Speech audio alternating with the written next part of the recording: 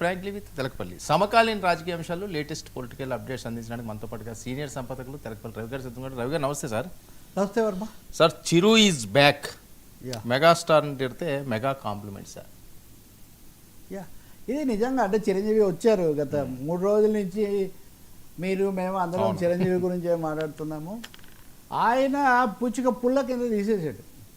ఏది ఆయన స్పందన అది ఇది అడిగితే విమానాశ్రయంలో చెప్పేదేముంది, చెప్పాల్సింది చెప్పేసాను అన్నాడు అంతే.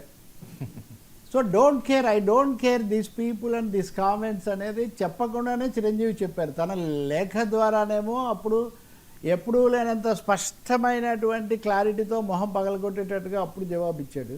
మీ సినిమాలకు కూడా మేలు జరిగింది, మీరు అడిగితేనే వచ్చాను,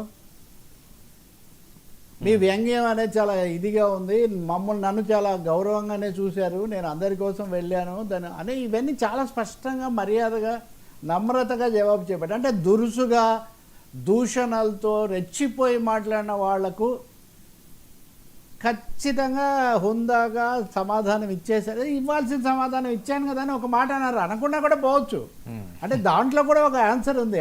ఆయన సైలెన్స్ స్పీక్స్ వాల్యూమ్స్ అంటారు కదా, మౌనం విస్ఫోటనం లాంటి శక్తి కలిగి ఉంటుంది. అంటే హనుమంతుడి ముందర కుప్పిగంతులు అంటారు కదా, చిరంజీవి సహజంగా హనుమంతుడి భక్తుడు, వాళ్ళ దీని మీద కూడా అది ఉంటుంది, వాళ్ళ అందరికీ ఇది ఉంటుంది కదా. కాబట్టి హనుమంతుడి ముందర కుప్పిగంతులాగా ఇవన్నీ నాకేం కావు, నాకేం తాకవు అని చెప్పేసి ఆయన వెళ్ళిపోయాడు. మళ్ళీ రేపు పొద్దున ఏదైనా సభలో ఎక్కడైనా సందర్భంలో చిన్న వివరణ ఇస్తారేమో తెలియదు, కానీ ఒక అధ్యాయానికి చిరంజీవి తన వైపు నాకేం లేదు, ఇంకా మీరేమన్నా కొట్టుకోండి, మీరేమన్నా అనుకోండి అని. So that is Chiranjeevi is back with his mega power, mega image and gentlemen like character.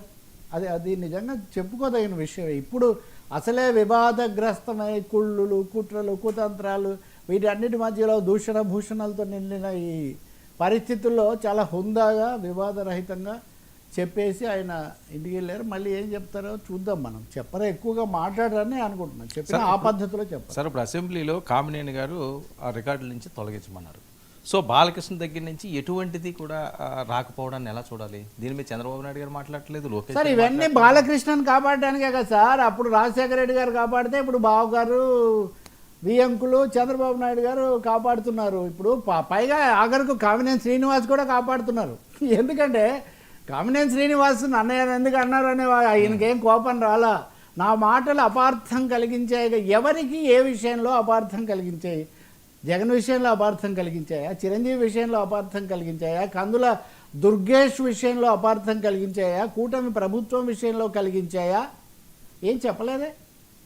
మీ విషయంలో కలిగించాయా? మీకేం కోపం లేదా? బాలయ్య మాట్లాడినవన్నీ మీకు ఓకే శాంక్షన్, భలే మాట్లాడాడు బాలయ్య అని మీరు ఆనందపడిపోతున్నారా?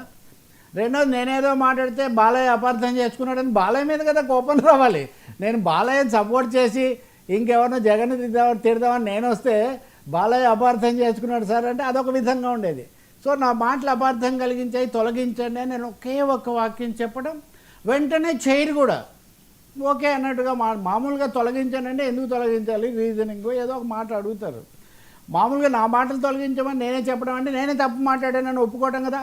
అంటే ఈయన తప్పు కాదు, బాలయ్య తప్పు కాదు, విషయాలు తప్పు కాదు. అంటే అదే నేను మొన్న గజం మిథ్య, పలాయనం మిథ్య, కామినేని మిథ్య, బాలయ్య మిథ్య, శాసనసభ మిథ్య, చిరంజీవిని తిట్టడం మిథ్య, అంత గబ్ చిప్. చాలా విచిత్రమైన పరిష్కారం. ఇప్పుడు రేపొద్దున ఎవరైనా మాటలు తొలగించాం కదా, అవి గదైతే ఖండిస్తున్నా కదా అంటుంటాడు ఆ సినిమాలో కోట శ్రీనివాసరావు. పాపం లేరు కానీ గదైతే ఖండిస్తున్నా కదా, ఇంకేం మాట్లాడు ఆ టాపిక్ మీద. కాబట్టి ఇదొక తీవ్రమైన విషయమే జరిగింది. చాలా హుందాగా పెద్దరికంగా సర్దుకొని అలా జరిగి ఉండకూడదు అని కూటమిలో ముఖ్యమంత్రి, ఉప ముఖ్యమంత్రి, పార్టీ అధ్యక్షుడు, సభాపతితో ఎవరో ఒక్క మాట అని ఉంటే చాలా గౌరవం మిగిలి ఉండేది. కానీ గౌరవం వాళ్ళు మిగిల్చుకోదలుచుకోలేదు. నైస్ అన్న కృష్ణరాజు గారు కూడా, ఆయన కూడా పెద్దరికంగా అని చాలా జాగ్రత్తగా మాట్లాడుతుంటారు కదా, ఎదుటి వాళ్ళని బాగా ఫిక్స్ చేస్తారు.